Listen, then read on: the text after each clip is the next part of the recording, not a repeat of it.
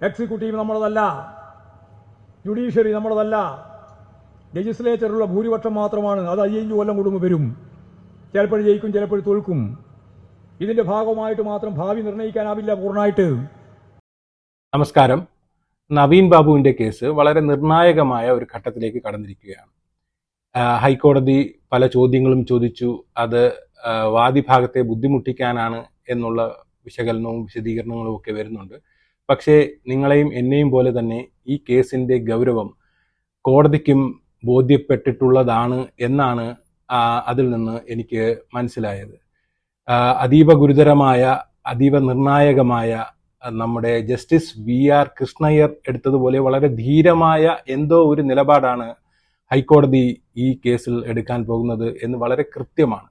അതുകൊണ്ട് തന്നെയാണ് തനിക്ക് കൂടി ബോധ്യപ്പെട്ട, താൻ കൂടി ദൃക്സാക്ഷിയായ കേസിൽ അത്തരമൊരു ലീഡിംഗ് ക്വസ്റ്റ്യൻ കോടതി ചോദിച്ചിരിക്കുന്നത്. ഈ നടപടിയിൽ, ഈ അന്വേഷണത്തിൽ നിങ്ങൾക്ക് വിശ്വാസമില്ല എന്ന് ബോധ്യപ്പെടുത്തുന്ന എന്ത് ഘടകമാണ് നിങ്ങൾക്ക് പ്രസന്റ് ചെയ്യാനുള്ളത് എന്നാണ് ചോദിച്ചത്. ആ ഘടകം കോടതിക്ക് നേരിട്ട് ബോധ്യപ്പെട്ടിട്ടുള്ള ഒരു വസ്തുതയാണ്. അതിൻ്റെ വീഡിയോ ഞാൻ നിങ്ങളുമായി ഷെയർ ചെയ്യുന്നു. നമ്മൾ കേരളം കണ്ടിട്ടില്ലാത്ത ഒരു അതീവ ഗുരുതരമായ പ്രതിസന്ധിയിലേക്കാണ് പാർട്ടിയും നമ്മുടെ സംസ്ഥാനവും ചെന്നപ്പെട്ടിട്ടുള്ളത്. പാർട്ടിയുടെ അംഗീകാരം റദ്ദു ചെയ്യുകയും പാർട്ടിയുടെ എല്ലാ സ്വത്തുക്കളും കണ്ടുകെട്ടാനും ഇടയാക്കുന്ന വിധത്തിലേക്കുള്ള ഒരു ഡയറക്ഷനിലേക്കാണ് ഈ കേസ് പോകുന്നത്. കാരണം ഈ പ്രതികളുടെ പ്രാപ്തിയെക്കുറിച്ച് കോടതിക്ക് വ്യക്തമായ ധാരണയുണ്ട്. CBI അല്ല, CIA അന്വേഷിച്ചാൽ പോലും ഈ ഘട്ടത്തിൽ ഒന്നും തെളിയിക്കാൻ കഴിയില്ലെന്നും, എന്നാൽ അതിന് വേണ്ട സാഹചര്യം സൃഷ്ടിക്കാൻ കോടതിയുടെ സഹായം വാഗ്ദാനം ചെയ്തുകൊണ്ടുമാണ് കോടതി ആ ലീഡിംഗ് ക്വസ്റ്റ്യൻ ചോദിച്ചിട്ടുള്ളത്. ഈ തെളിവുകൾ കോടതിയിൽ ഹാജരാക്കിയാൽ അടപടലം ഈ കേസിന്റെ ഗതി മാറും. അത് കൂടുതൽ പ്രസംഗത്തിന്റെയും കഥാപ്രസംഗത്തിന്റെയും ഒന്നും ആവശ്യമില്ല. ആ തെളിവുകൾ ഞാൻ നിങ്ങളുടെ മുന്നിലേക്ക് സമർപ്പിക്കുന്നു. ഈ തെളിവുകൾ കോടതിയിൽ എത്തും എന്ന് തന്നെയാണ് എന്റെ വിശ്വാസം. അവസ്ഥയില്ല. എക്സിക്യൂട്ടീവ് നമ്മളതല്ല, ജുഡീഷ്യറി നമ്മളതല്ല, ലെജിസ്ലേച്ചറിലുള്ള ഭൂരിപക്ഷം മാത്രമാണ്. അത് 5 കൊല്ലം കൂടുമ്പോൾ വരും. ചിലപ്പോൾ ജയിക്കും, ചിലപ്പോൾ തോൽക്കും. ഇതിന്റെ ഭാഗമായിട്ട് മാത്രം ഭാവി നിർണ്ണയിക്കാനാവില്ല പൂർണ്ണമായിട്ട്. എന്നാൽ നമ്മുടെ കേരളത്തിന്റെ അനുഭവത്തിന്റെ വെളിച്ചത്തിൽ നമുക്ക് ഒരുപാട് കാര്യം ചെയ്യാം. അതിലൊന്നാണ് ജന്മിത്വം അവസാനിപ്പിച്ചത്. നല്ല അടവ് ഉപയോഗിച്ചിട്ട് അവസാനിപ്പിച്ചത് കേട്ടാ, നല്ല അടവാണ്. ഞാൻ പലപ്പോഴും ആലോചിച്ചിട്ടുണ്ട്, എങ്ങനെ ഈ മൗലികമായ ഭരണകൂട വ്യവസ്ഥക്കകത്ത് നിന്നുകൊണ്ട് നമുക്ക് ഈ കാർഷിക ഭൂപരിഷ്കരണ നിയമം നടപ്പിലാക്കാനായി എന്ന് ഞാൻ പലപ്പോഴും ആലോചിച്ച്. തന്ത്രപരമായിരുന്നു. അതിൻ്റെ ഏറ്റവും പ്രധാനപ്പെട്ട നേതാവ് സഖാവ് CH കണാരന്.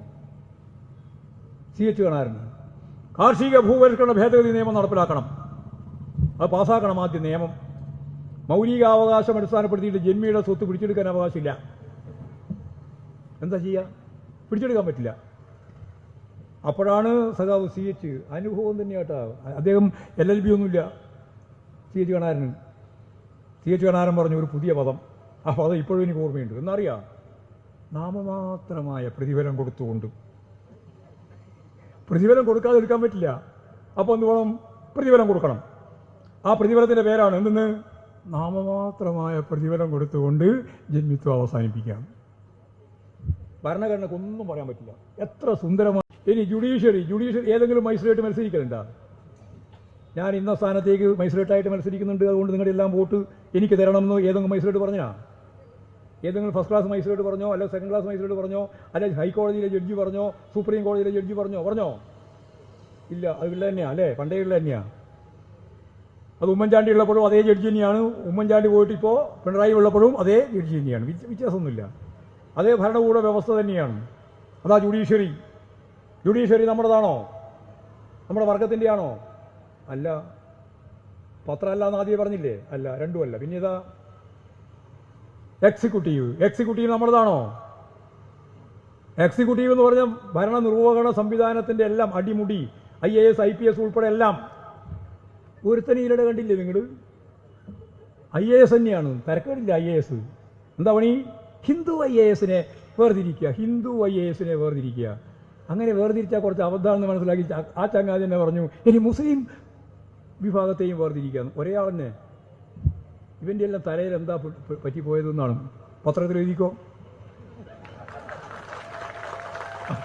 അവർക്കൊരു പോയിൻ്റായിക്കോട്ടെ വെച്ചിട്ടാണ്. എന്താ തലക്ക് പറ്റിപ്പോയത് എന്നുള്ളത് സാധാരണ ചോദ്യമല്ലേ, മനുഷ്യൻ്റെ ചോദ്യമല്ലേ. എന്തു പറ്റി? ഒരാളെന്നെ ആദ്യം ഹിന്ദു ആക്കുക, പിടിക്കപ്പെട്ടപ്പോൾ മുസ്ലിമും ആക്കുക. അപ്പോൾ ഞാൻ രണ്ടിനും കണക്കാണെന്നാണ്. ആ രീതിയിലല്ലേ കാര്യങ്ങൾ കൈകാര്യം ചെയ്യുന്നത്. അതിപ്പോൾ കേസായിരിക്കുകയാണ്. അതാ IAS IPS ഉൾപ്പെടെയുള്ള ഇവരെല്ലാം തൊഴിലാളി വർഗ ഭരണ സംവിധാനത്തിൻ്റെ ഭാഗമായി വർഗക്കൂറോടെ പിണറായി വിജയന്റെ ഭരണ സംവിധാനത്തിന് വേണ്ടി നിലകൊള്ളും എന്നാരെങ്കിലും തെറ്റിദ്ധരിക്കുന്നുണ്ടെങ്കിൽ ശുദ്ധാസംബന്ധം. അത് മനസ്സിലാക്കാൻ നമുക്ക് സാധിക്കണം. എന്നാൽ നയപരമായ കാര്യങ്ങൾ അടിസ്ഥാനപ്പെടുത്തിയിട്ടാണ് അതിനെ നിയന്ത്രിക്കുന്നത്. നയപരമായ കാര്യം, ഗവൺമെന്റിന് നയപരമായ കാര്യങ്ങൾ തീരുമാനിച്ച് മുന്നോട്ടേക്ക് പോകാം. ഒരു ഉദാഹരണം UAPA CPM എതിരാണ്. UAPA ചുമത്തുന്നതിനോട് CPIMന്റെ സെൻട്രൽ കമ്മിറ്റിക്കോ പാർട്ടിക്കോ യോജിപ്പില്ല. എന്നാൽ കേരളത്തിൽ UAPA ചുമത്തുമ്പോൾ കമ്മ്യൂണിസ്റ്റ് പാർട്ടിയുടെ നിലപാട് വെച്ചുകൊണ്ടാണോ പോലീസുകാർ, ഉയർന്ന പോലീസ് ഉദ്യോഗസ്ഥന്മാരുൾപ്പെടെ ഇവിടെ UAPA ചുമത്തുന്നത്? അല്ല. പിന്നെ അവിടെ നിയമപരമായിട്ട് കൈകാര്യം ചെയ്യാൻ എങ്ങനെയാ പറ്റുക? അത് സ്ക്രൂട്ടിനിക്ക് വേണ്ടി ഗവൺമെന്റിന്റെ മുമ്പിലേക്ക് വരുമ്പോൾ ഗവൺമെന്റിന് തീരുമാനിക്കാം. അത്രയേ വഴിയുള്ളൂ. അതാണ് പരിമിതി.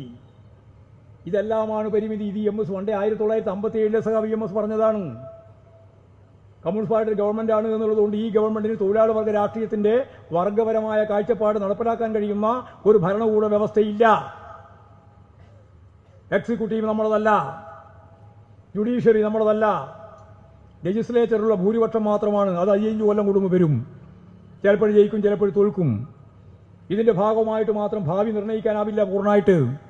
എന്നാൽ നമ്മുടെ കേരളത്തിന്റെ അനുഭവത്തിന്റെ വെളിച്ചത്തിൽ നമുക്ക് ഒരുപാട് കാര്യം ചെയ്യാം. അതിലൊന്നാണ് ജന്മിത്വം അവസാനിപ്പിച്ചത്. നല്ല അടവ് ഉപയോഗിച്ചിട്ട് അവസാനിപ്പിച്ചത് കേട്ടാ, നല്ല അടവാണ്.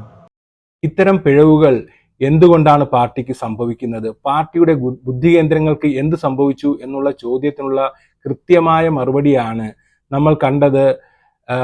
മംഗലശ്ശേരി നീലകണ്ഠന്റെ അളിയൻ മംഗലശ്ശേരി മധു ഏരിയ സെക്രട്ടറിയായി രാജിവെച്ച് പുറത്തു പോയതിനു ശേഷം പാർട്ടി ബുദ്ധി കേന്ദ്രങ്ങളെ കുറിച്ച് പറഞ്ഞത്. പ്രത്യേകിച്ചും ഈ പാർട്ടി സെക്രട്ടറിയെ കുറിച്ച് ശ്രീ ഗോവിന്ദൻ സാറിനെ കുറിച്ച് പറഞ്ഞതും കണക്ട് ചെയ്ത് നോക്കുമ്പോൾ ഇനി പാർട്ടിക്ക് പ്രതിരോധിക്കാൻ പാർട്ടിയുടെ ബുദ്ധി കേന്ദ്രങ്ങളില്ല.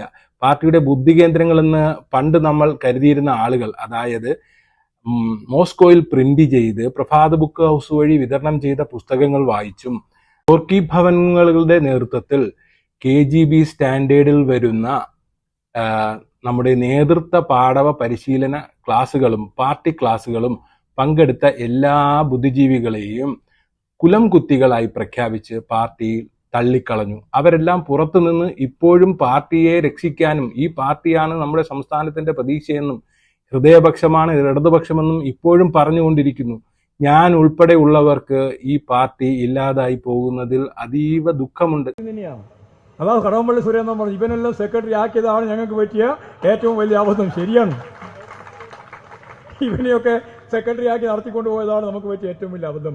അത് കടകംപള്ളി പറഞ്ഞത് വളരെ കറക്റ്റാണ്. നമുക്കെല്ലാം പറ്റിയ അബദ്ധമാണ്. ഈ പാർട്ടിക്ക് രാഷ്ട്രീയ ഉള്ളടക്കം വേണം, സംഘടനാപരമായ ശേഷി വേണം, കരുത്ത് വേണം. അതിനു വേണ്ടി നല്ല രീതിയിൽ ഉൾപാർട്ടി കരുത്ത് നേടുന്നതിന് വേണ്ടിയുള്ള പ്രവർത്തനം നമുക്ക് സംഘടിപ്പിക്കേണ്ടതുണ്ട്. തെറ്റായ ഒന്നിനെയും വെച്ചേക്കില്ല.